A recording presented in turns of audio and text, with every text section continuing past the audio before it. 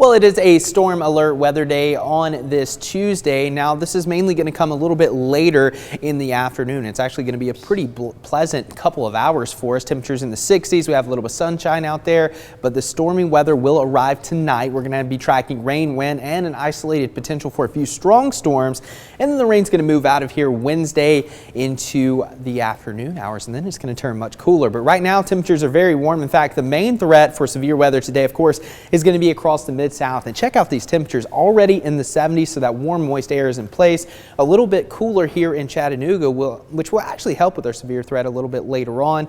Especially the cooler the temperatures, the less the threat will be. And right now we're at 63 in Athens, 61 in Cleveland, so still very mild. In fact, we're going to warm several more degrees before the afternoon is all said and done, but no rain until later on this evening. You can see the initial line of storms starting to develop across North Mississippi and western Tennessee, and these showers and storms are going to continue to race off to the northeast as we go throughout the day, and we'll have additional development across central Mississippi and North Louisiana a little bit later on. But so far we've only had 2 severe thunderstorm warnings, one across north central Mississippi and now a new active severe thunderstorm warning just south of Tupelo. So we're going to continue to watch this area as these storms continue to evolve throughout the day. In fact, there's a level 4 out of 5 risk for severe weather for much of Mississippi into western Alabama. But notice as you move further east, that threat lessens a little bit, but we're still going to be tracking out that potential for heavy rain and some strong storms. So let's take a look at your futurecast. Again, through most of the afternoon, things are looking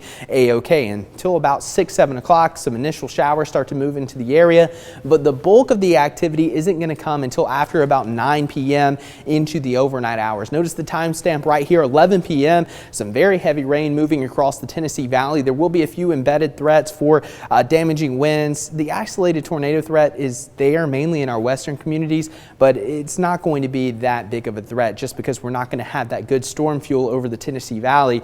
But this is really going to be some heavy rain overnight. Notice 1-2 o'clock, still some heavy rain across North Georgia. That'll continue all the way until about 5 or 6 a.m.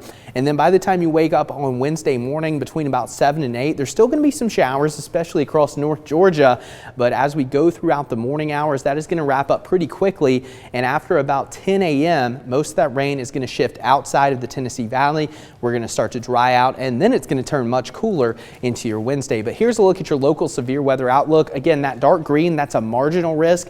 Notice portions of Jackson and DeKalb County actually have that slight risk. So the threat will be the higher the further south and west you travel, and the best severe timing will be between about 10 p.m. and 4 a.m. here in the Tennessee Valley. Main threat will be those stronger winds, but you can't completely rule out an isolated tornado, especially off to the west of Chattanooga, primarily outside of our area. But I'm not really too concerned about that just because we're not going to have that storm fuel here across the Tennessee Valley. So the better conditions for severe weather is where you have those dark greens and yellow colors here on this map. But notice as this front pushes closer and closer to the Tennessee Valley, that storm fuel starts to fade away and move closer to the Gulf Coast. So that's certainly good news, but nonetheless have multiple ways of receiving those severe alerts as we go into the overnight hours, because we're still going to be dealing with the heavy rain threat. 1 to 3 inches of rain.